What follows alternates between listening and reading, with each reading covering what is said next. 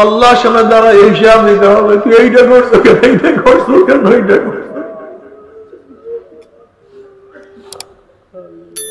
যদি বলে আল্লাহ এর জন্য পারি নাই, তোর সে অমুক এইটা, তুই গরিব এর জন্য পারো না, তোর সে তো বেলালে আপনি অনেক গরিব ছিল, আল্লাহ ছোট ছিলাম এর জন্য বুঝি নাই পারি নাই, আলী তো তোর সে অনেক ছোট ছিল, ইসমাইল আলাইহিসসালাম তোর সে অনেক ছোট ছিল,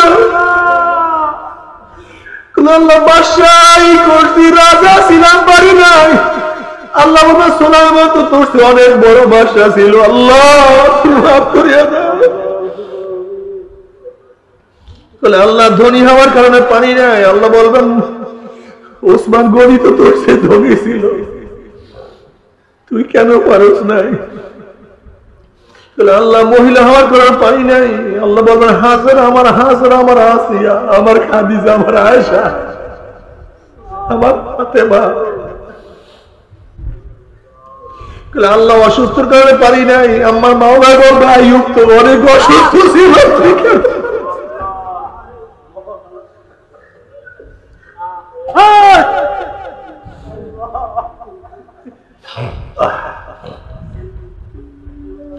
ও আমার যুবক বাবারা, ও মুরব্বী বাবারা, ও পর্দালা মা বোনেরা, মাওলাকে ভুলিও না,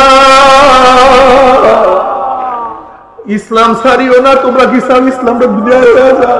তোমরা ইসলামকে ধ্বংস করতে চাও? মাওলাকে রাজি খুশি করিয়া যদি কিয়ামতের মধ্যে উঠতেই পর আমার মাওলার জান্নাতের মেহমান বানায়া দেবে। আর মাওলাকে রাজি খুশি না করিয়া যদি ওঠো, আমার মাওলার ধাক্কা দিয়া জাহান্নামে ফেলা দিবে। জাহান্নামের মধ্যে জাহান্নামে 70 বছর পর্যন্ত জাহান্নামের নিচে যাইতেই থাকবে, যাইতেই থাকবে। ডাইনে আগুন, উপরে আগুন, নিচে সামনে আগুন, পিছনে আগুন, শুধু আগুনের মধ্যে তলাইতেই থাকবে, যাইতেই থাকবে। বড় আযাব তো কেউ সহ্য করতে পারবো না। আল্লাহ ও মুসলমান, ইমানের জন্য, ইসলামের জন্য কত সাহাবারা শুনে চলছে, উত্তপ্ত বালির মধ্যে শোয়ায় রাখছে। বেলালে হাবশী রাদিয়াল্লাহু তাআলা আনহুকে উমর ইবনে খাত্তাব রাদিয়াল্লাহু বলতে আছেন, ভাই বেলাল, ইসলাম গ্রহণ করার, ঈমান আনার পরে কাফেররা তোমার সাথে কি ব্যবহার করছে? বেলাল হাবশী রাদিয়াল্লাহু তাআলা মুখে কোনো জবাব না দিয়া পিঠে থেকে কাপড়টা ফালাইয়া দিছে। দেখে পিঠের মধ্যে বড় বড় গোশতগুলি একত্রিত হয়ে গেছে। ওমর ইবনে খাত্তাব রাদিয়াল্লাহু বলেন, ভাই বেলাল, তোমার পিঠের অবস্থা এরকম কেন? তখন তিনি বলছেন, আমিরুল মুমিনিন ইসলাম গ্রহণ করার পরে পায়ের মধ্যে রশি লাগাইয়া ঘোড়ার পিছনে বান্ধি আমাকে টানা শুরু করছে। পাথরি জমির মধ্যে জমির টানা শুরু করছে। পাথর এখানে বাজিয়া বাজিয়া গোশতগুলি সব সরিয়া সরিয়া উঠিয়ে গেছে। আল্লাহ ও যুবক বাবারা, আমরা সেই ইসলামের জন্য, দ্বীনের জন্য কি করছি? তারাও তো কিয়ামতের মাঠে আল্লাহর সামনে দাঁড়াইবে, তুমি আমিও দাঁড়াবো।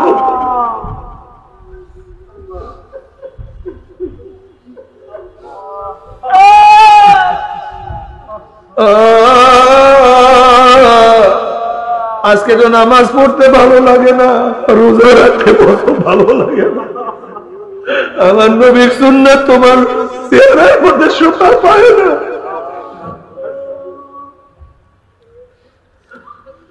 কি নিয়ে মাওলার কাছে দাঁড়াবো? আল্লাহ, তুমি আমাদেরকে মাফ করিয়া দাও না, সবাইকে ক্ষমা করিয়া দাও।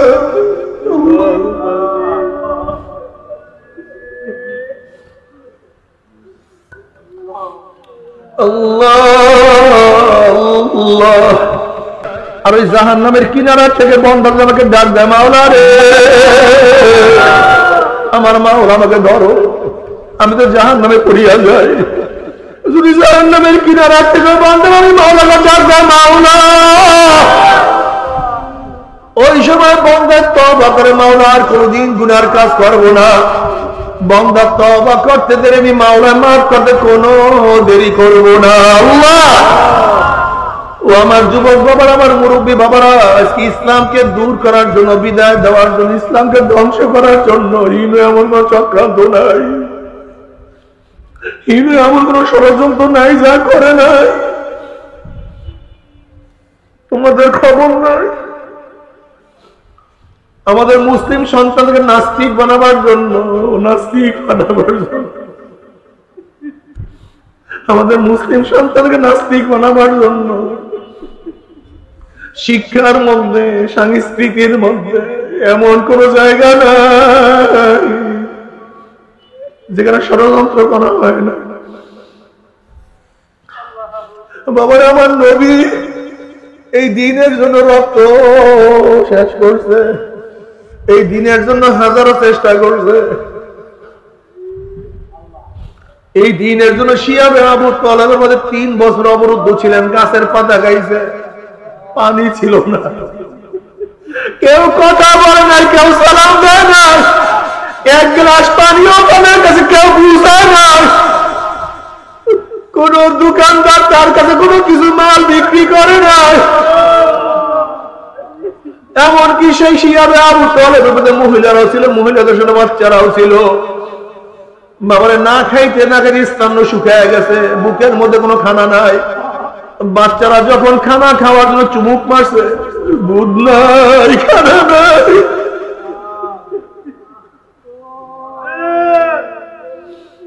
ঠান্ডা পড়িয়ে বাচ্চারা চিল্লাইতেছিল, কামটা সেই শক্তিও বাচ্চাদের মধ্যে ছিল না। মাদের সামনে বাচ্চাদের করুন অবস্থা, কিন্তু মারা ইমান ছাড়ে নাই। বাবারে ও মুসলমান মারা,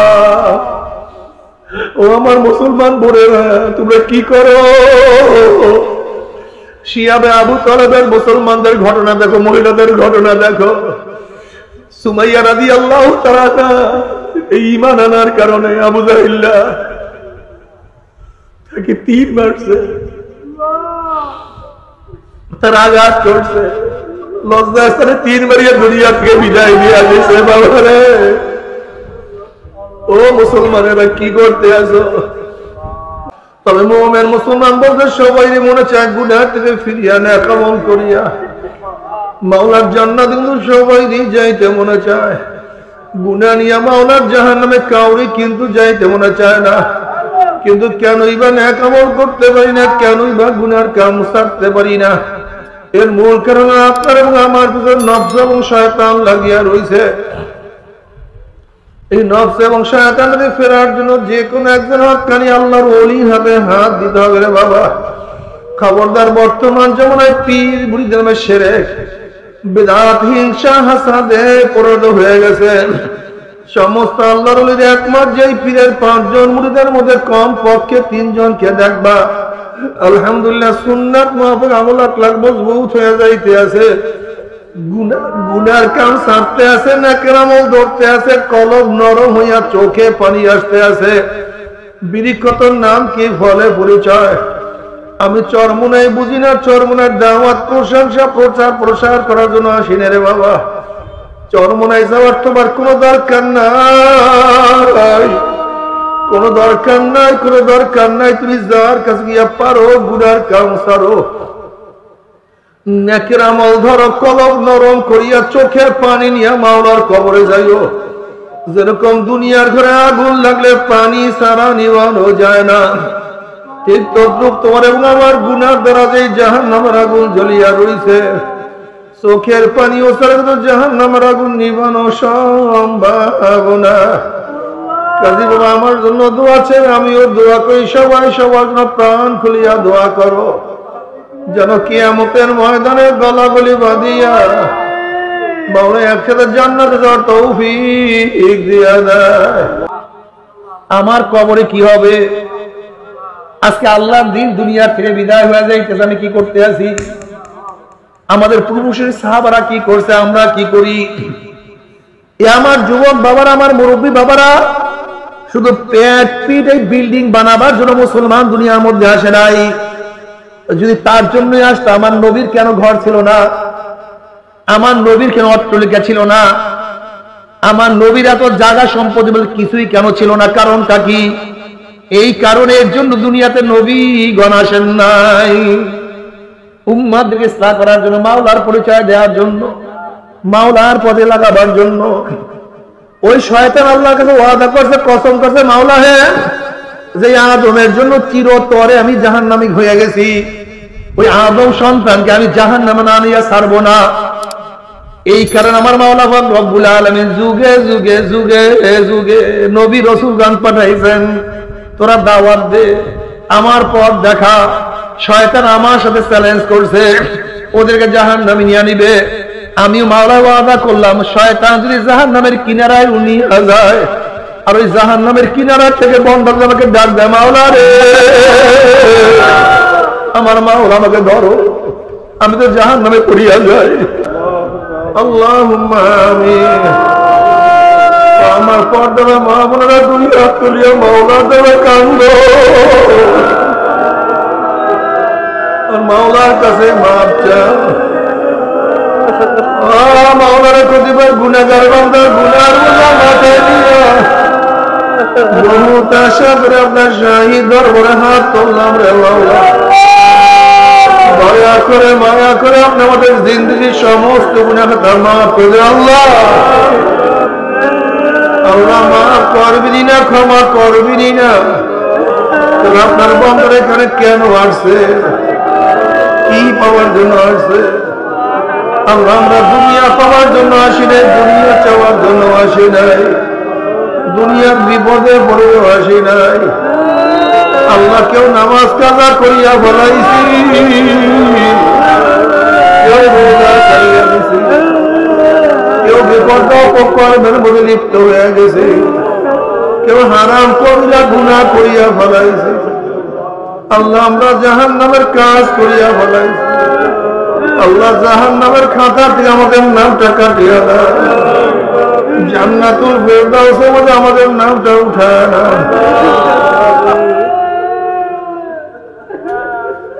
আল্লাহ আমরা যারা হাত তুললাম, যাই না কারমা নাই, বাবা নাই, স্ত্রী নাই, সন্তান,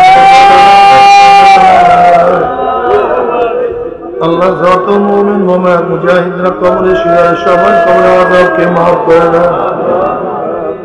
কাফির আমাদের শায়েখ মুর্শিদের কবরকে জান্নাতের বাগিচা বানাও। মা দাদা সহ तमाम দুনিয়ার মাশায়েখদের মাকামকে জান্নাতুল বুলন্দ করে দাও। আমাদের আহলা উলামার খাস গোলাম বাদশা কবুল করে নাও। রব্বির হামহুমা কামা রাব্বায়ানি সগীরা। وصلى الله تعالى على خير خلقه محمد وآله وأصحابه وأزواجه وأتباعه أجمعين وارحمنا معهم برحمتك يا أرحم الراحمين.